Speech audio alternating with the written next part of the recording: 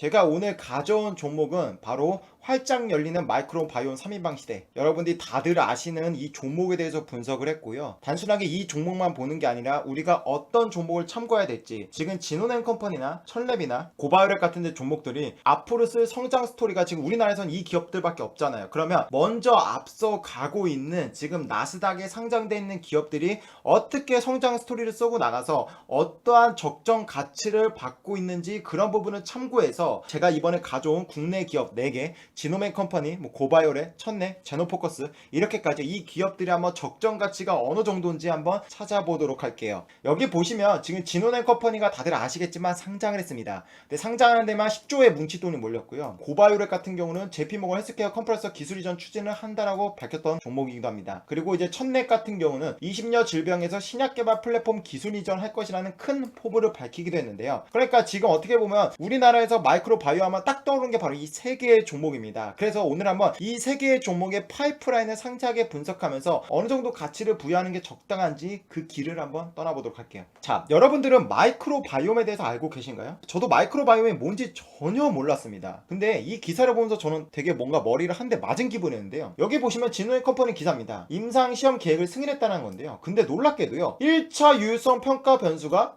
대변에서 시퀀싱을 통한 양정과 이상 반응이다. 여러분, 1차 유효성 평가 변수가요, 보통 제가 한 모든 기업들은 전체 생존기가 OS거나 무진행 생존기가 PF였는데요, 마이크로바이옴은 도대체 뭔지 모르지만 1차 유효성 평가 변수가 대변이라고 합니다. 좀 놀랍죠? 그래서 제가 한번 이 종목에 대해서, 그리고 이 업황 마이크로바이옴에 대해서 굉장히 흥미를 갖고 제가 분석을 할 수 있었는데요. 자, 여러분, 지금 시대가 바로 이 대변을 기증받는 시대라고 합니다. 아시아의 첫 대변은행의 이름은 바로 이 골드바이옴이라고 하는데요. 여러분, 우리 모두 다 화장실에 한 번쯤 가잖아요. 지금 건강한 대변을 기증하는 사람에게 한 번에 40달러를 준다라고 합니다. 대략 지금 보면 40달러면 얼마인가요? 4만원 돈이죠. 그리고 일주일에 서너 번 꾸준히 이를 기증하면 1년 동안 무려 1000만원이 넘는 돈을 받을 수 있다라고 합니다. 여러분, 지금 당장 화장실에 있던 거를 한번 확인해 보셔서 내가 건강하다라고 한다면 우리도 변테크를 할 수 있다라는 거예요. 근데 놀랍게도 이 변테크도 아무나 할 수 있는 게 아닌데, 여기 보면 뭐냐면요, 일반적으로 기증 의사를 밝힌 사람 100명 가운데 4명에서 5명만의 조건을 충족하는 것으로 알려졌다고 합니다. 그리고 합격한다라고 하더라도요, 자격을 유지하기 위해서는 많은 노력이 필요하대요. 그러니까 이런 거죠. 예를 들어 지금 저희 방에 130분이 오셨네요? 그럼 여기서 대충 4명에서 5명만 변테크가 가능하신 거예요. 변테크는 이제 1년에 1000만원 버시니까 저한테 한 100만원만 후원해주셔도 저도 잘 먹고, 이제 저도 정보를 들으니까 잘 먹고 잘 살 수 있는 건데, 내가 지금 이걸 기증했다라고 하더라도요, 술을 많이 먹거나 담배를 많이 피거나 내 자기 관리를 안 하면요, 중간에 언제든지 탈락이 될 수 있다라는 거예요. 그러면 이 대변이라는 게 이렇잖아요. 인간이 먹고 배출하는 찌꺼기 아닙니까? 냄새나고 더럽잖아요. 근데 도대체 이것을 왜 구하는 것일까? 바로 이 답은 여기서 찾을 수 있는데요. 우리 몸의 인체 내에서 구성되어 있는 것들에 대한 미생물에 대한 분포도예요.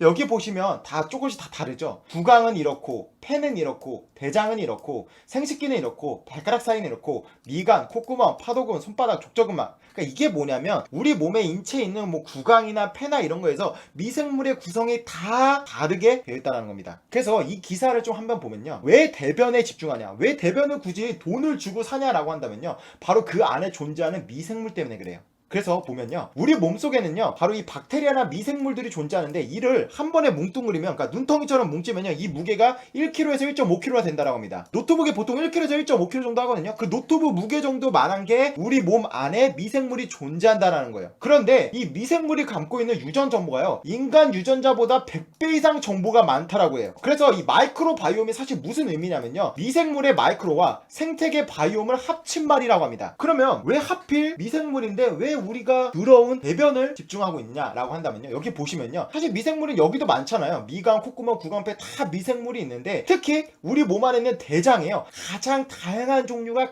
가장 많이 살고 있다고 합니다. 그 안에서도 이 대장에 살고 있는 미생물들이 포함돼 배출될 때, 대변에서 수분을 빼면요, 그 안에 무려 40%가 미생물이라고 합니다. 그래서 이 부분에 집중을 했는데, 그러면 도대체 본격적으로 어떻게 마이크로바이옴을 통해서 이것을 약으로 개발할 생각을 했냐라고 한다면요, 그 역사는 바로 2006년으로 돌아갑니다. 고든 박사라는 사람이 이런 실험을 했습니다. 일반 쥐가 있는 거예요. 근데 지금 뚱뚱한 쥐에서 미생물을 채취해서요, 얘네한테, 정상 쥐한테는 뚱뚱한 미생물을 주입했고요, 그리고 다른 거는 이제 마른 쥐에 미생물을 주입했어요. 그런데 이 미생물을 넣으니까 그대로 얘네가 비만이 됐다라는 겁니다. 그러니까 같은 양의 먹이를 똑같이 먹였는데도 불구하고 이 뚱뚱한 미생물을 넣으니까 얘는 뚱뚱해졌고요. 마른 미생물을 넣으니까 얘는 똑같이 말라졌다라는 거예요. 그래서 여기서 지금 장내 미생물이 소화 영양 흡수를 도울 뿐만 아니라 비만과 같은 질병에도 영향을 준다라는 것이 최초로 발견되었습니다. 그래서 이 연구 결과가 발표된 이후에 전 세계적으로 마이크로바이옴에 대한 연구가 본물 터지듯이 쏟아지고 있고요. 그 결과 당연히 비만, 당뇨, 대사성 질환은 물론 아토피, 류머티즘 관절염, 면역질환이나 우울증, 자폐증과 같은 정신질환, 파킨슨병을 비롯한 모든 신경계 질환과 암, 골다공증, 노화 등 인체의 다양한 생명과 질병에 밀접한 연관이 있다는 게 밝혀졌다는 거죠. 그래서 지금 2006년부터 본격적으로 이 마이크로바이옴에 대한 임상시험이 시작됐다라고 하는 겁니다. 그래서 지금 보시면 마이크로바이옴을 통해서요, 지금 우리가 다양한 치료제를 개발할 수 있는 인사이트가 바로 여기 있어요. 이게 지금 전체 바디인데요. 지금 보시면 제2당뇨병도 있고, 리버, 간에서 이제 내시, 이거 제가 유한양의 내시 했던 거 기억하실 거예요. 그리고 아토피, 그리고 당뇨, 그 다음에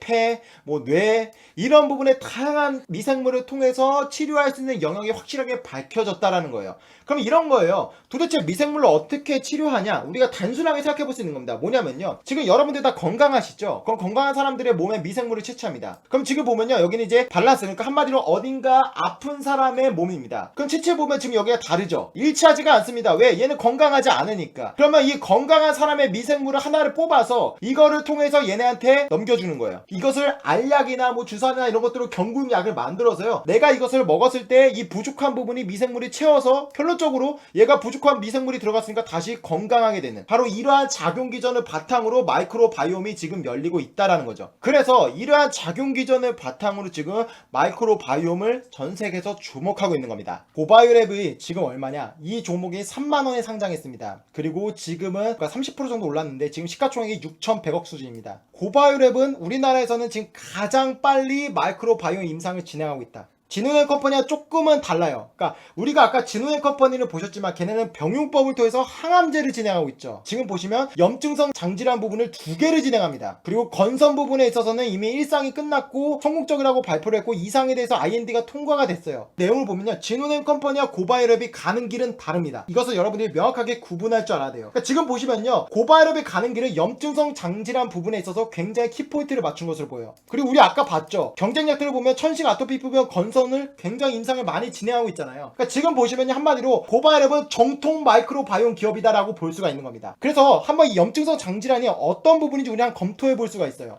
그 부분이 뭐냐면요, 이 마이크로바이옴 치료제가 이미 임상 3상 3개가 다 성공을 했습니다. 근데 놀랍게도 똑같아요. 뭡니까? 적응증이 똑같습니다. C. 디필 감염증, C. 디필 감염증, C. 디필 감염증입니다. 이게 뭐냐면요, 염증성 장 질환 중 하나인데요, 항생제를 먹어야 되는 거예요. 한마디로 우리 대장, 그 장 안에 염증이 나가지고요, 우리가 되게 장염이나 이런 부분에 고생을 하는 부분인데 지금 그 부분에 있어서 임상 3상이 3개가 성공을 했습니다. 그러니까 시판된다라는 거죠. 그러니까 마이크로바이옴이 기존에는 의구심을 가졌어요. 알았어, 너네 미생물 좋은 건 알겠어. 근데 이거 시판이 될까?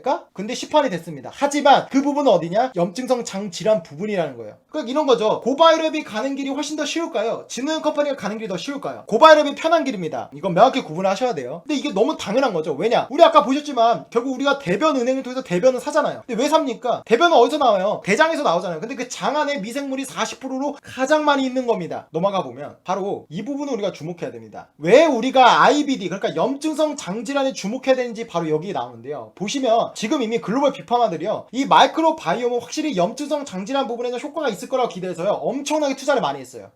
여기 보시면 다케다지아, 길리어드, 머크, 아스트라제네카, 존슨앤존슨, 제넨텍, 페닝파마, 이 마이크로 바이오 부분은 염증성 장질환 부분은 이미 시장에서 선별을 해서 그런 바이오 기업들한테 많은 투자를 진행했습니다. 왜? 이 부분에서 효능이 확실할 거라고 글로벌 비판자들이 이미 기대를 하고 있는 거예요. 그 말은 뭡니까? 마이크로 바이오 부분에서 주인공은 뭐다? 염증성 장질환이다. 그럼 왜 글로벌 비판마가 이를 주목했을까? 이 장이 몸에서 가장 큰 내분비 기관이라고 합니다. 그리고 이 장 안에는요, 30개의 서로 다른 호르몬을 분비한다라고요. 그리고 우리 몸에서 가장 큰 면역기관이 바로 이 장이라고 합니다. 근데 여러분들 아시죠? 우리 면역세포 중에 가장 중요한 게 뭐니까? T세포잖아요. 근데 그 T세포의 70%가 어디냐? 바로 우리 몸 안에 있는 장 안에 있어요. 그러니까 이 장이 굉장히 중요한 거예요. 결국 여기서 어떤 상호작용을 하고 박테리아나 이런 것들이 전체 인체에 영향을 미치는 게 굉장히 중요하다라는 거죠. 그것을 증명이 됐다라는 겁니다. 그리고 아까 보셨죠? 그 안에서도 대장 안에는 미생물이 40%가 존재하잖아요. 대장 안에서 문제가 생겼으면 대장 안에 있는 건강한 미생물을 넣어주면 이 염증성 장질환은 완치가 된다라는 아이디어로 출발하는 거예요. 그리고 그러한 부분에 있어서 글로벌 빅파마가 염증성 장질환 부분에 있어서 마이크로바이옴의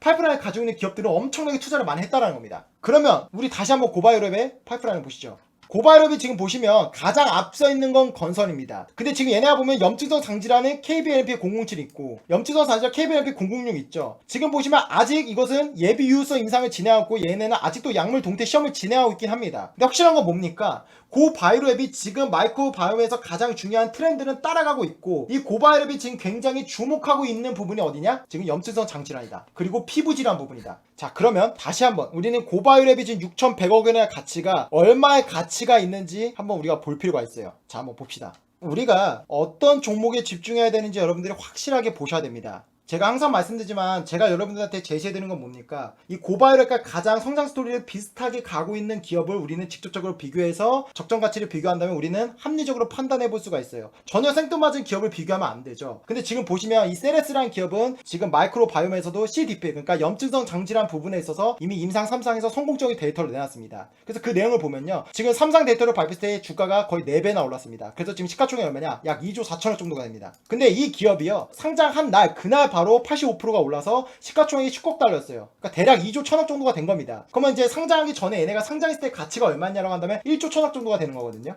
근데 지금 보시면 CDPC, 궤양성 대장염, 고바이오랩과 조금 비슷한 부분이 있죠. 제 말은 뭐냐? 세레스와 비슷한 부분이 있다. 그러면 우리 기억해야 되는 거예요. 세레스가 상장했을 때 얼마입니까? 1조 1천억. 오케이? 하지만 여기 보시면 알겠지만요. 세레스가 이렇게 엄청나게 떨어지는 우여곡절을 겪게 됩니다. 이때 주가가 75% 떨어졌는데요. 이때가 왜 떨어졌냐? 바로 임상 2상에서 중간 결과 발표가 실패했습니다. 왜 실패했냐라고 한다면요. 얘네가 그 당시 1차 지표가 뭐냐면 이제 8주차의 데이터를 확인하였는데요. 데이터가 잘 안 났어요. 실패했는데 보통 임상 2상이 실패하면 끝나는 건데요. 얘네는 이런 부분이 왜 실패했나 임상 디자인이나 이런 것들을 다각적으로 검토를 합니다. 그래서 3상을 진행합니다. 그래서 3상을 어떻게 했냐? 1차 지표가 바뀝니다. 어떻게 바뀌냐? 8주차가 8주 및 12주차로 바뀌어요. 그리고 미생물의 양을 10배나 늘렸다고 해요. 그래서 결과론적으로 보면 대성공을 합니다. 이 세레스는 2상에서 실패했기 때문에 당연히 3상도 실패할 거라고 해서 시장에서 아무런 기대도 하지 않았어요. 주가가 보면 기대감을 오른 게 하나도 없죠. 이 당일날 오른 거거든요. 그래서 실제로 공매도도 엄청나게 때렸는데 그 공매도가 엄청나게 손실을 입었다라고 해요. 정말 예측을 뒤엎는 엄청나게 놀라운 결과를 썼다라는 거죠. 그럼 우리가 여기서 참고해야 될 건 뭡니까? 고바이오랩과 비슷한 염증성 대장염, 장질환 부분에 있어서 임상을 진행했는데 얘네가 지금 CDP 부분에 있어서 지금 기념비적인 결과를 냈고 얘네가 받고 있는 가치는 2조 1천억이다. 근데 고바이오랩은 아직 그런 부분에 진행도 하지 않았기 때문에 이런 부분이 너무 동떨어 있긴 하지만 어쨌든 얘네가 만약에 나중에 성장 스토리 쓴다라고 한다면 우리가 참고해야 될 종목은 뭐다? 세레스다.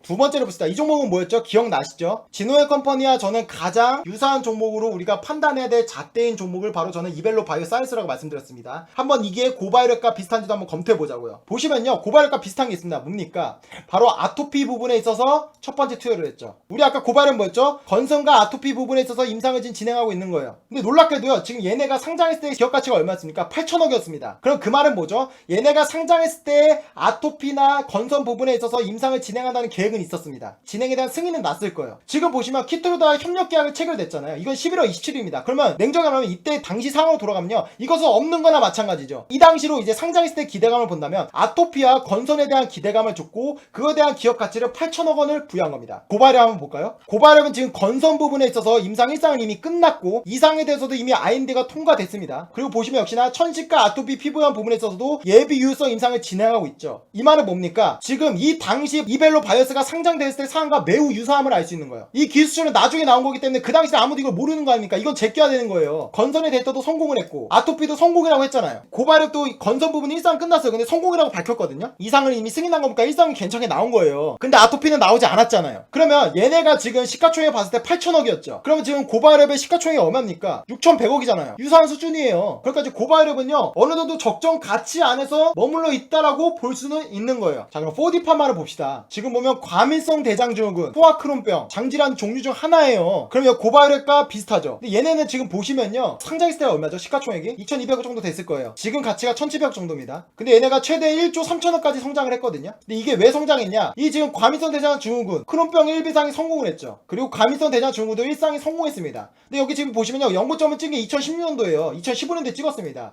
그럼 그때는 이 파이프라인 두 개에 대한 기대감을 가진 거예요. 이 두 개에 대한 기대감을 바탕으로 1조 3천억까지 오른 겁니다. 여기 보시면 이건 중요하지 않아요. 왜? 이건 2019년도에 벌어진 겁니다. 이때 당시로 돌아가 보자고요. 이때는요 기술 협력에 보고 그런 게 중요하지 않았어요. 얘네 주 파이프라인은 뭡니까? 장질환에 대한 부분, 천식. 여러분 천식 기억나지 않으세요? 아까 천식, 아토피, 건선, 고바이랩이 진행하죠. 그러니까 4D 파마가 쓴 성장 스토리도 우리가 고바이랩의 적정 가치를 판단하는데 굉장히 도움이 될 만한 자료라는 거예요. 지금 이 4D 파마는요, 아까 진호의 컴퍼니는 이 데이터가 중요했잖아요. 중요하지 않아요. 왜? 얘네는 항암제를 안 해요. 지금 보시면 이것들은 2020년도 일어난 거기 때문에요. 이 부분에 전혀 기대감이란 게 없거든요. 이 부분에 대한 상승 기대감은 뭐냐면 소아크론병과 과민성 대장증후 이런 부분에 대한 기대감이 반영은 됐고 실제로 성공을 해서 고점을 찍고 조정을 받았다는 거죠. 자, 그러면 우리는 고바이랩에 대해서 좀 생각을 해봐야 됩니다. 6,100억. 근데 아직 기수출은 나오지 않았고 임상 1상 부분은 끝났고 2상을 진행하고 염증성 장질환 부분엔 2개 파이프라인을 지금 뭐 임상을 진행하고 있고 천식 아토피도 하고 있고 그럼 우리가 가장 기대하는 스토리는 뭘까요? 당연히 기술 수출이겠죠.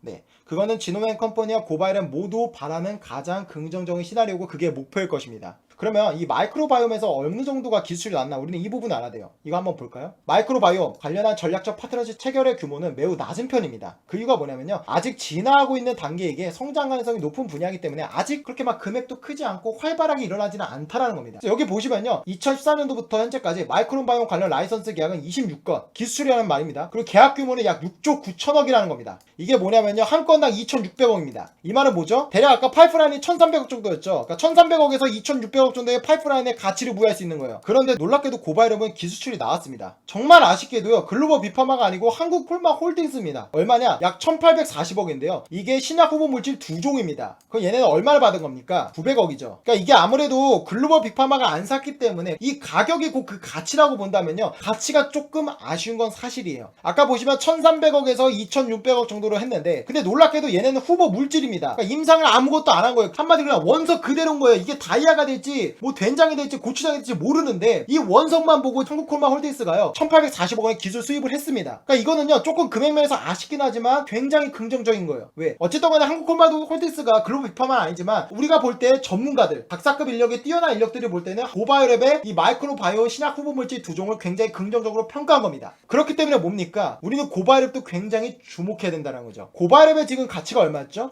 6,100억이었습니다. 여러분들한테 한번 제가 질문해 보겠습니다. 이 가치가 부담스러운가요? 위에 이벨로 바이오사이언스와도 굉장히 유사했죠. 그때 시가총액이 8,000억이었습니다. 4D 파마는 뭐 2,000억이었는데 성장 스토리가 1조 3천억 정도였습니다. 그리고 세레스 같은 경우도 처음 성장했을 때가 1조였죠. 그럼 여러분들 한번 본인한테 질문해서 답을 내려보세요. 지금 6,100억. 근데 지금 고바이랩은 진호넨 컴퍼니와 다르게 기술출까지 나왔죠. 그럼 여러분들 지금 이 6,100억이라는 시가총액이 어떠신가요? 근데 우리가 한 가지 기대해 볼 수 있죠. 우리는 어쨌든 지금 상황은 적정하잖아요. 자, 그러면 우리가 기대해 볼 수 있는 건 뭡니까? 병용법. 병용법은 나올 수 있는 가능성은 존재합니다. 우리가 뭐 그건 알 수 없어요. 이것도 똑같이 그냥 로또나 마찬가지입니다. 근데 이런 거죠. 한국콜마홀딩스가 이 파이프라인에 대해서 가치를 1,840억 원에 하나당 900억을 해서 샀습니다. 그럼 나머지 파이프라인에 대해서도 조금 괜찮다라고 볼 수 있지 않을까? 그러면 우리가 지금 병용법에 대한 기대감을 조금은 가져볼 수 있지 않을까? 기술이 꼭 나오지는 않더라도 글로벌 빅파마 어떤 병용법을 통해서 임상을 진행한다고 한다면 6,100억 플러스 알파를 더 줄 수 있지 않을까? 저는 이런 생각이 들더라고요. 그래서 저는 이 고바이오랩이요 굉장히 좀 가격적으로 좀 끌리는 가격입니다. 그러니까 여러분들이 지금 당장 이 고바이랩의 가격적 부분은 투자자 본인이 감당해야 될 문제이기 때문에 당장 분석에 들어가셔라.